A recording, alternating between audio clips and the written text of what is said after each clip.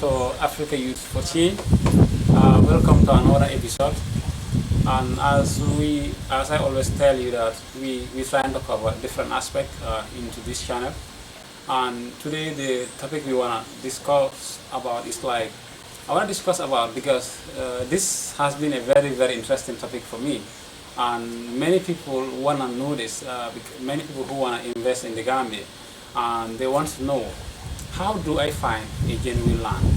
What are some of the procedures, and what are some of the documents which I need to find a genuine land? And also, like, people need land for different purposes. Some people will need a land for residential purpose, and some people may need a land, let's say, for gardening, for agriculture, or whatever. And I'm going to discuss also about what are the type of soil we have in the Gambia, because there are some other parts whereby the land may not be very good for agriculture, and you have some other parts whereby you can use it for agriculture. So I'm going to discuss the first thing. What I'm going to discuss about how to find the documents.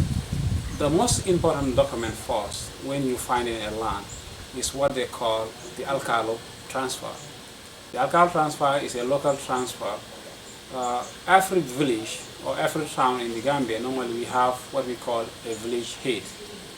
That village head is in charge of the village.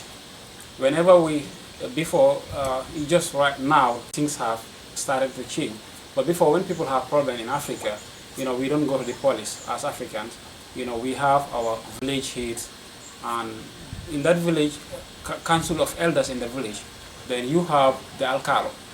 So the alcalo is the head of the village. Normally, the head of the village in any community in the Gambia or in any town, normally their parents will be the first people who settle in that particular village. So then people will come like that until they form a town or whatever. So normally they will be in charge of whatever is happening in the village.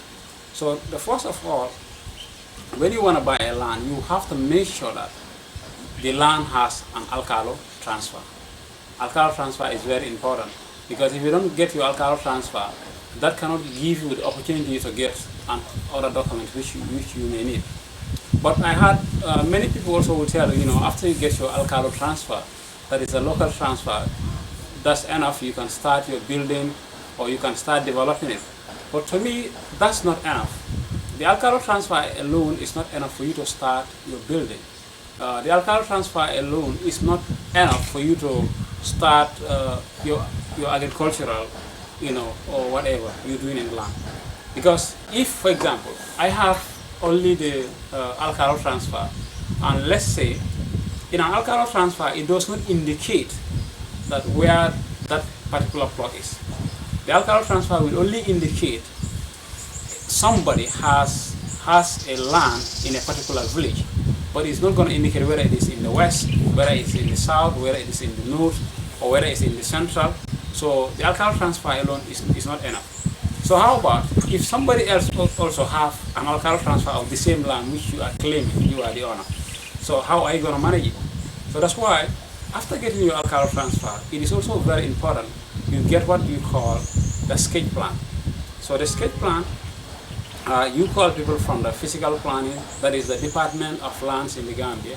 They will come and make a survey, and in that survey the sketch plan will show the area where the land is, what are some of the things which are found in the area, what is opposite to the land, whether it is being fenced, whether there are trees. So you can see the sketch plan will indicate that, and it will show the road which goes to the land.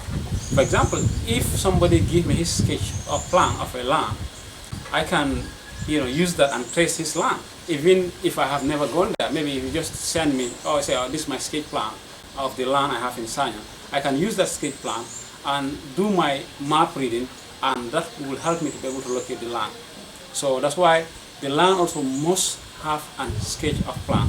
That's very important when you are finding a genuine land. So the other thing also was the third bit of also which I want to talk about is what they call official transfer. Normally, after I get my sketch of plan, then the land is taken, the sketch plan is taken to the Departments of Land. of the country. So then those people, they're gonna make their check-ins, they're gonna make their verifications about the land, whether the land is it part of TDA, because when I say TDA, TDA means Tourist Development Area. These are some of the areas which are not allowed for people to reside in those areas, or whether the departments of lands also will find out whether the land it falls under the government reserve. That's very important. That's why I was saying earlier, the alcalde transfer alone is not important. Maybe the alcalde may give you a transfer, but the land may be part of TDA. So, and if it is part of TDA, then the departments of land will never approve that land for residential purpose. So you're gonna got a problem at the end of the day.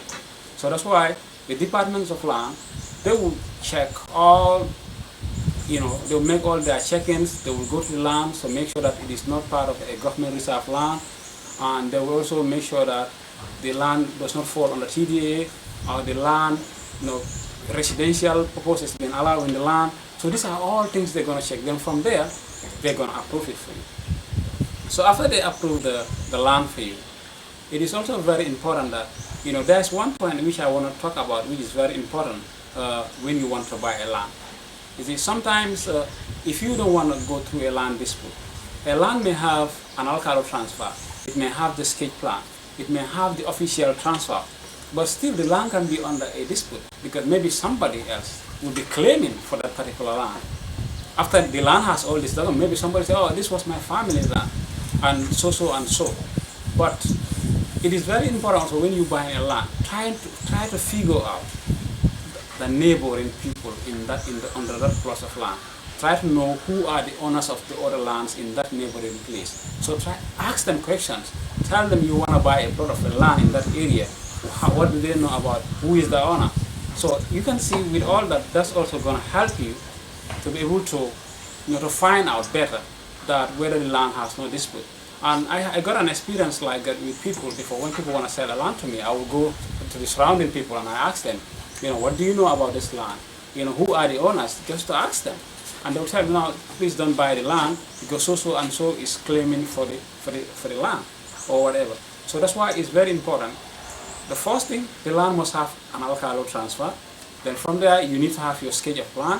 You need to have the official transfer. Then from the official transfer, I'd say it's very important. Ask the neighbors. They may tell you a lot about the land which you did not know. Then from there, I'm going to briefly discuss about the type of land tenure systems in the Gambia. What I mean by a land tenure system, a land tenure system is a system of land ownership in the Gambia. So when you're talking about a system of land ownership, one system which we have, one land tenure system which we have, that's what they call the private land tenure system. A private land tenure system is a land which is bought by a private individual and now he owns it by himself. That's what we call a private land tenure system. Then you also have another land tenure system which we call the government land tenure system. A government land tenure system is a land which belongs to the government. Even if you go to the provincial areas, you will see a lot of forests in the area, which people, ordinary people, or the locals are not allowed even to cut trees from those areas because those are reserved lands for the community. It is owned by the government. So you have the government land tenure system. That's why I was saying that it's very important for you to investigate about the land and know whether it is owned by a private individual, whether it is owned by a government. You understand? So another also interesting type of land tenure system which we have in the Gambia, we have what we call that is the inheritance land tenure system. And most of the lands in the Gambia, they are inheritance land tenure systems. So on the inheritance land tenure system also, when you want to buy an inheritance land tenure system also, it's good you make your investigation. And especially in Africa, people have big families.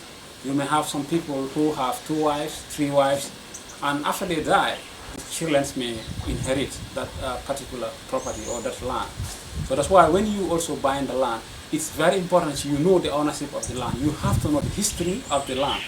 So if the land is owned by a family, or if it was owned by the parents, and the parents have passed away, now the younger generation or their children have taken over the land, when you want to buy that type of land, the inheritance land in your system, when you want to buy that type, it's important that for you to involve the whole family. And before you buy that, because you may decide to buy it from one person, but if you buy it from one person, how about the others? They can still come and claim for it. So how about I just buy the land from one person and he give me an alcalo transfer, because the alcalo know maybe he is the owner, his father was the owner. And then from there, maybe the other members also of the family come and sell the same piece of land, and the alcalo may give two papers without even knowing, because most of the alcalos, they don't go to the lands. They only know, okay, these people, they have a land. So when those people come and say we're selling a land, the alcalo may just give a paper. That's why the alcalo paper alone is not enough for you when you want to buy a land. So that's why it's really very important that for you to know, okay, who are the family members, who are the people who own the land, and when you want to buy the land from them, and you make sure they all must write and put their identity, you know, or you sign the agreement with them. Then from there, then you can go ahead and buy. Then from there, I will further go and explain about the type of soil in the Gambia.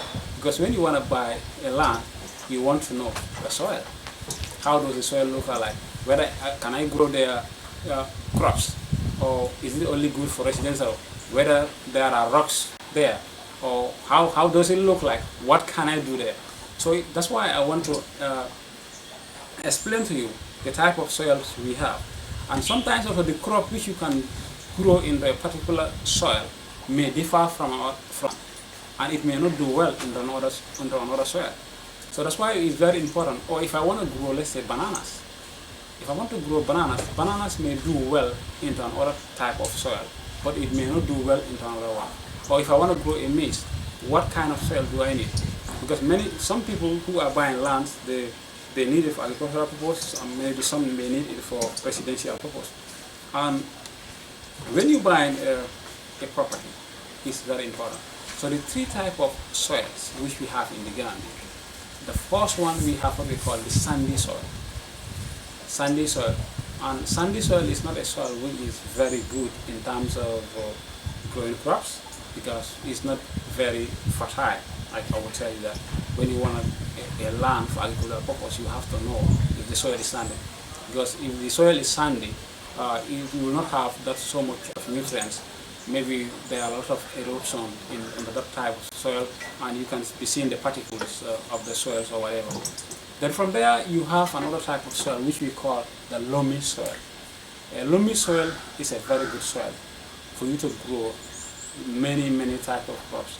If you want to grow maize in a loamy soil, that's very good. And if you want to grow cassavas, it's still very good in a loamy soil. If you want to grow peanuts, it is also very good in a loamy soil. Then from there, I will further explain to you the other type of soil which we have. We have what we call the clay soil. A clay soil is somehow moody type of soil, and you know that's the soil whereby if you want to, let's say, grow rice, for example, rice will do very well in those type of soils, and even bananas too will do the same well in those type of soils. So this is very important whenever you want to invest into any kind of land. You have to know all this. What are some of the documents you need, and what is the type of the soil? You know, these are all very important things.